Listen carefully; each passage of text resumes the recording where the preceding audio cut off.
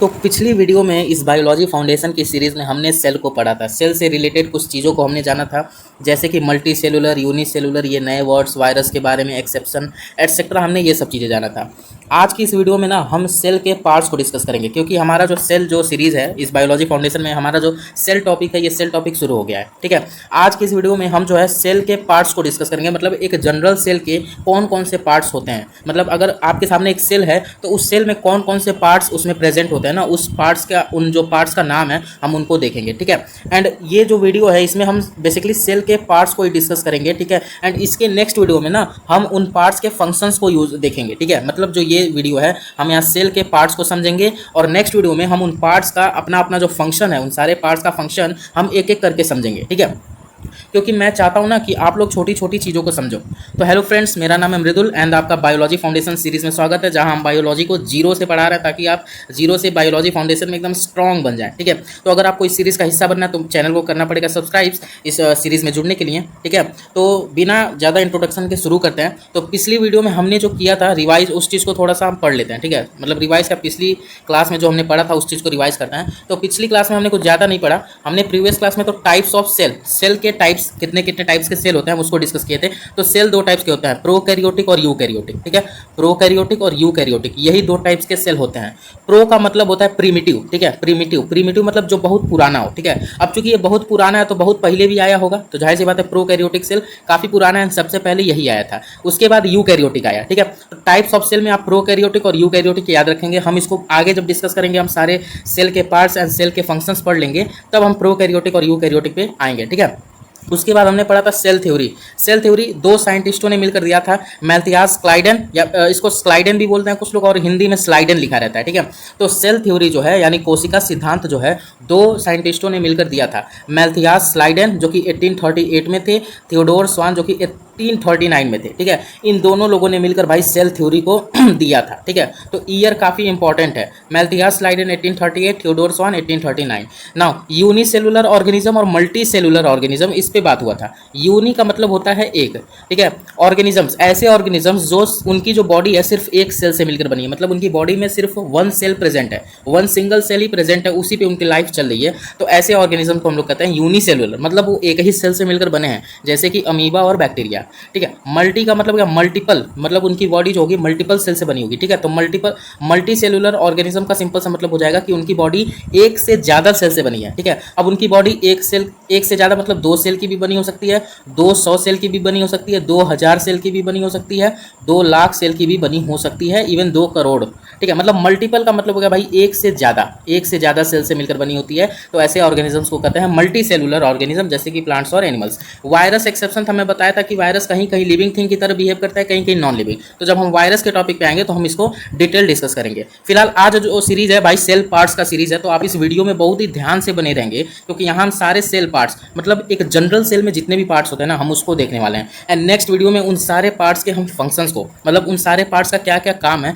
हम उनको डिस्कस करेंगे। कुछ पार्ट्स को हम इसी वीडियो में निपटाएंगे। ठीक है, सबसे पहले तो एक question, why cell is important. Cell important क्यों है? अगर कोई आपसे ये क्वेश्चन पूछता है कि सेल इंपॉर्टेंट क्यों है, तो भाई आप सीधा सीधा जवाब दे सकते हो कि cell performs all the basic activities of life. मतलब हमारे लाइफ का जितना भी बेसिक एक्टिविटी होता है ना, वो एक सेल कर लेता है। जैसे कि भोजन लेना, टेकिंग फूड, एनर्जी को प्रोड्यूस करना मतलब एनर्जी देना, ग्रो करना, और हमारे शरीर में जितने भी गंदे संदे खाने हैं ना उनको रिमूव करना और रिप्रोड्यूस करना, ये सब हमारी लाइफ की कुछ बेसिक एक्टिविटी होती हैं जिनको एक सेल जो होता है वो इजीली कर लेता है, परफॉर्म कर लेता है। इसी नाते सेल इंपॉर्टेंट होता है। ठीक है, हमारे को जो एनर्जी मिलती है, हम जो खाना खाते हैं, हम जो रिमूव वेस्ट करते हैं, ग्रो करते हैं, रिप्रोड्यूस करते हैं, ये सब एक सेल के कारण ही होता है। इसी नाते सेल काफ़ी इंपॉर्टेंट रोल प्ले करता है हमारी लाइफ में। ठीक है, अब बात करते हैं, अब जैसे कि हमने क्या पढ़ा, तो सेल टाइप्स में हमने दो चीज़ पढ़ा कि जितने भी सेल हैं या तो वो प्रोकैरियोटिक होंगे। ठीक है, जो भी सेल हैं या तो वो प्रोकैरियोटिक होंगे या तो यूकैरियोटिक होंगे, यही सेल के प्रकार होते हैं। दो टाइप्स के सेल होते हैं, लेकिन हर सेल में, एवरी सेल में, मतलब प्रोकैरियोटिक हो चाहे यूकैरियोटिक हो, ठीक है, सेल मेम्ब्रेन, साइटोप्लाज्म और न्यूक्लियस। ठीक है, ये 3 नाम याद रखेंगे आप लोग। क्या क्या नाम याद रखेंगे? सेल मेम्ब्रेन, साइटोप्लाज्म और न्यूक्लियस। ये जो तीनों पार्ट्स हैं वो ऑलमोस्ट एवरी सेल में पाए जाएंगे। ठीक है, सेल मेम्ब्रेन, साइटोप्लाज्म और न्यूक्लियस, ये जो तीनों पार्ट्स हैं ना वो हर सेल में पाए जाएंगे, चाहे वो प्रोकैरियोटिक हो चाहे वो यूकैरियोटिक हो। तो इसमें नहीं कंफ्यूज होना है कि भाई इसमें से कौन सा प्रोकैरियोटिक में होगा या कौन सा यूकैरियोटिक में होगा, नहीं, ये जो तीनों हिस्से हैं सेल के, ये जो 3 पार्ट्स हैं, ये दोनों सेल्स में पाए जाएंगे। इसी नाते मैंने इसको अलग से लिख दिया है कि आप लोग कंफ्यूज ना हो, ठीक है। Cell membrane, cytoplasm and nucleus, these parts are found in almost every cell. मतलब ये जो तीनों पार्ट्स है ना, ये हर सेल में पाए जाएंगे, चाहे प्रोकैरियोटिक हो चाहे यूकैरियोटिक हो। इसी नाते इसमें नहीं कंफ्यूज होना है, ठीक है। ये तीनों हर सेल में पाए जाएंगे। अब सेल मेम्ब्रेन को यहीं पे समझ लीजिए। सेल मेम्ब्रेन को दूसरे नाम से कहते हैं प्लाज्मा मेम्ब्रेन। मतलब या सेल मेम्ब्रेन बोलो या प्लाज्मा मेम्ब्रेन बोलो, बात एक ही है, ठीक है। तो सेल मेम्ब्रेन क्या करता है? सेल मेम्ब्रेन जो कि एक सेल का पार्ट है, ये क्या करता है? तो सबसे पहले तो सेल मेम्ब्रेन या प्लाज्मा मेम्ब्रेन ये है क्या? तो ये एक थिन मतलब पतला फ्लेक्सिबल कवरिंग है, ठीक है। सेल मेम्ब्रेन जो है थिन फ्लेक्सिबल कवरिंग होता है जो प्रोटेक्ट करता है सेल को, ठीक है। मतलब जो सेल मेम्ब्रेन होता है वो सेल के सरफेस पे रहता है, ठीक है। थिन मतलब पतला फ्लेक्सिबल कवरिंग होता है जो प्रोटेक्ट करता है सेल को, ठीक है। थिन फ्लेक्सिबल कवरिंग होता है जो प्रोटेक्ट करता है सेल को। मतलब ये एक सेल है तो सेल के ऊपर पतला सा लेयर होगा, उसी को बोलेंगे सेल मेम्ब्रेन, जो सेल को प्रोटेक्ट करेगा। बाहर से कोई खतरनाक या मतलब डेंजरस चीज़ सेल पे आक्रमण न करे, ठीक है, उस चीज़ को ये सेल को प्रोटेक्ट करता है। बेसिकली इसका काम यही है, ठीक है। अब जैसे इस फिगर में आप लोग देख सकते हो, ठीक है, इस फिगर में आप लोग देख सकते हो कि यहाँ पर एक सेल है एंड सेल के ऊपर आप लोग देख सकते हो ये पतला सा थिन लेयर है ना, इसी को सेल मेम्ब्रेन कहते हैं। बेसिकली ये पूरे सेल को प्रोटेक्ट करता है, ठीक है। अब इस टॉपिक पे बात करते हैं, ठीक है। यहाँ पे अपना सेल का पहला पार्ट जो है भाई सेल मेम्ब्रेन हमने कंप्लीट कर लिया, ठीक है। सेल मेम्ब्रेन कंप्लीट कर दिया, साइटोप्लाज्म न्यूक्लियस को समझना है, बाकी बहुत सारे पार्ट होते हैं। तो आज हम उन सारे पार्ट को डिस्कस करेंगे और नेक्स्ट वीडियो में हम इन सारे पार्ट्स के फंक्शंस को भी डिस्कस करेंगे। इसी नाते ये वीडियो काफ़ी हेल्पफुल होने वाली है आपके लिए। अब यहाँ पे 2 चीज़ है भाई, जो भी सेल प्लांट के अंदर पाई जाएगी उसे कहेंगे प्लांट सेल, जो भी सेल एनिमल्स के अंदर पाई जाएगी उसे कहेंगे एनिमल सेल। अब यहाँ पे 2 कॉन्सेप्ट आता है, सेल वॉल और क्लोरोप्लास्ट, ठीक है। ये 2 चीज़ें हैं। जब हम प्लांट सेल और एनिमल सेल में डिफरेंस पढ़ेंगे ना, तो सेल वॉल और क्लोरोप्लास्ट को हम ध्यान से पढ़ेंगे। फिलहाल यहाँ आपको क्या याद रखना है, प्लांट सेल में सेल वॉल और क्लोरोप्लास्ट दोनों पाए जाते हैं।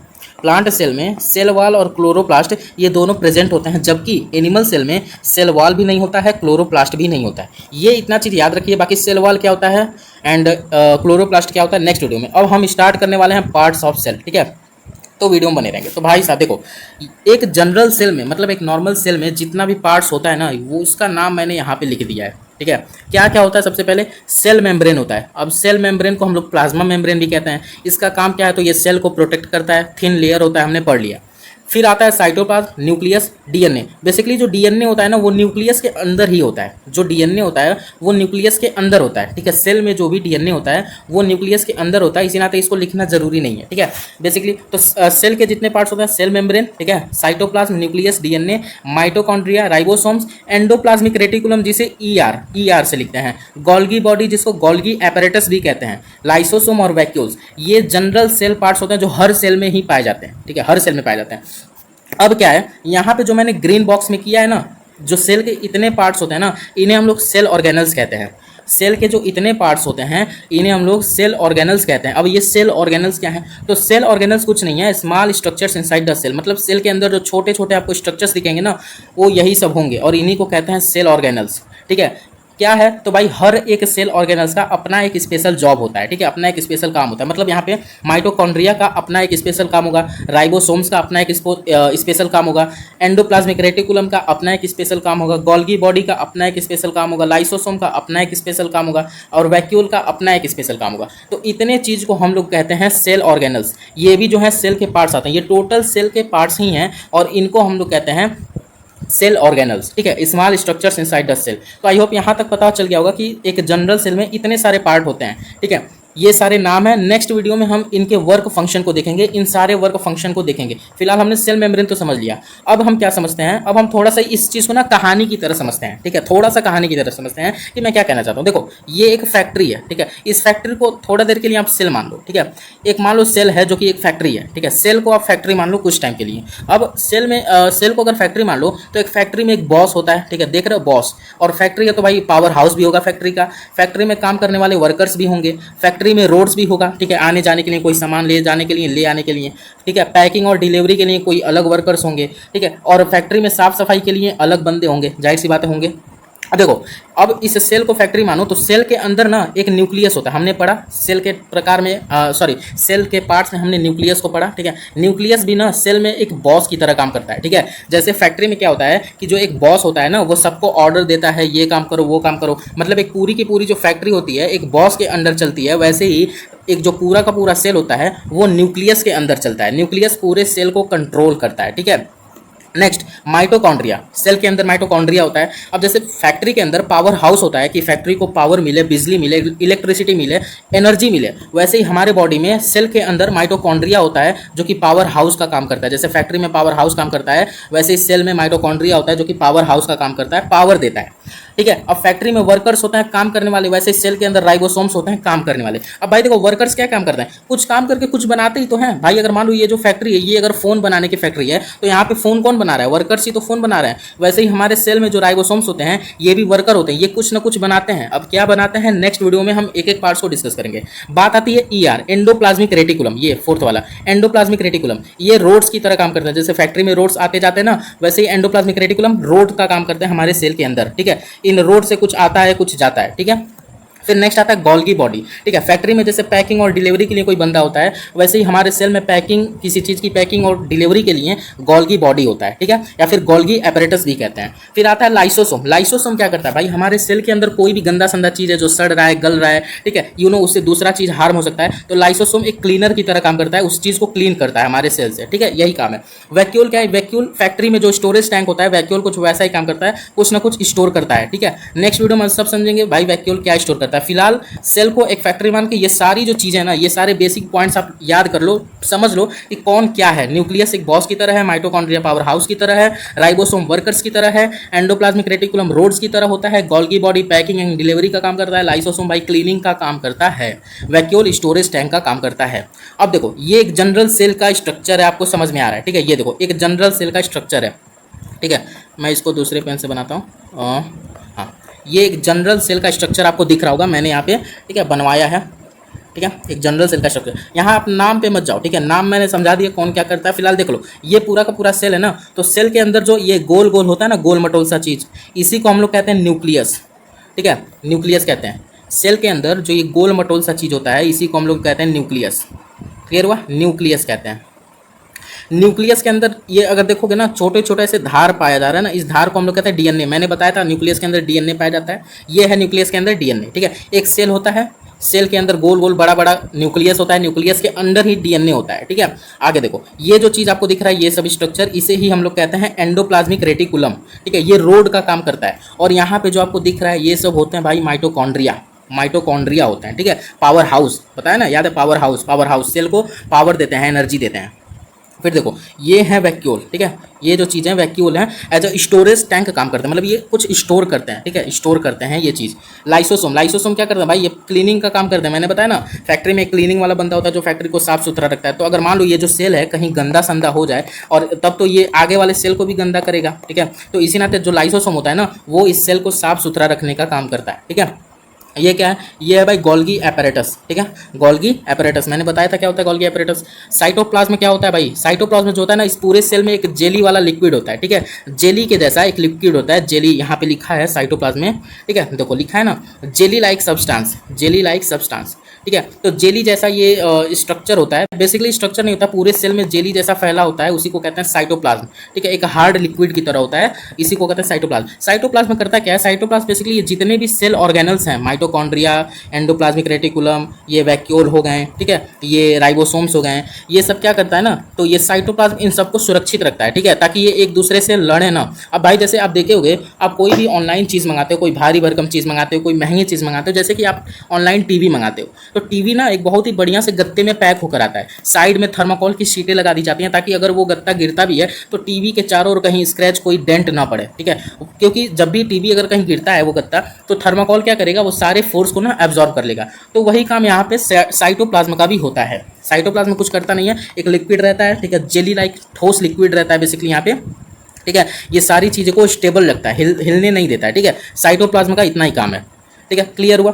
तो भाई आज की इस वीडियो में हमने भाई सेल के पार्ट्स को डिस्कस कर लिया, कितने कितने पार्ट्स होते हैं, ठीक है। सेल मेम्ब्रेन होता है, ठीक है, एक बार और डिस्कस करते हैं। सेल मेम्ब्रेन होता है, न्यूक्लियस होता है, डीएनए होता है, न्यूक्लियस के अंदर ही डीएनए आता है, एंडोप्लाज्मिक रेटिकुलम जिसे ER से लिखते हैं, Golgi apparatus, vacuole, lysosome, ribosomes, mitochondria, nucleus, cytoplasm, ये एक जनरल सेल के पार्ट्स होते हैं। आई होप आपको ये वीडियो समझ में आया होगा, ठीक है। और नेक्स्ट वीडियो में हम इन सारे पार्ट्स को डायग्राम बना के चर्चा करेंगे, सब पे चर्चा करेंगे भाई, हर एक पार्ट्स कैसे कैसे काम करता है, ठीक है। ये चीज़ पता ही हो गया होगा, प्लांट सेल में सेल वॉल और साइटोप्लाज्म दोनों होते हैं, ठीक है। सेल वॉल साइटोप्लाज्म दोनों, तो एनिमल सेल में ये दोनों नहीं होता है, इस पर भी हम चर्चा करेंगे, ठीक है। और ये जो तीन चीज़ें हैं ये हर सेल में पाया जाएगा, चाहे वो प्रोकैरियोटिक हो चाहे वो यूकैरियोटिक हो, इन तीनों में कंफ्यूज नहीं होना है। सेल मेम्ब्रेन का काम तो मैंने यहीं पे बता दिया, सेल क्यों इंपॉर्टेंट है मैंने ये बता दिया, प्रीवियस क्लास में हमने ये रिवाइज किया था, हमने ये हो गया, ठीक है। तो भाई बायोलॉजी फाउंडेशन की सीरीज काफ़ी बढ़िया चल रही है, ठीक है। जुड़ने के लिए आप हमारा हिस्सा बनिए, चैनल को सब्सक्राइब कीजिए, बिकॉज हम बायो को बहुत ही जीरो से स्टार्ट कर रहे हैं, ठीक है। मिलते हैं नेक्स्ट वीडियो में, तब तक के लिए गुड बाय।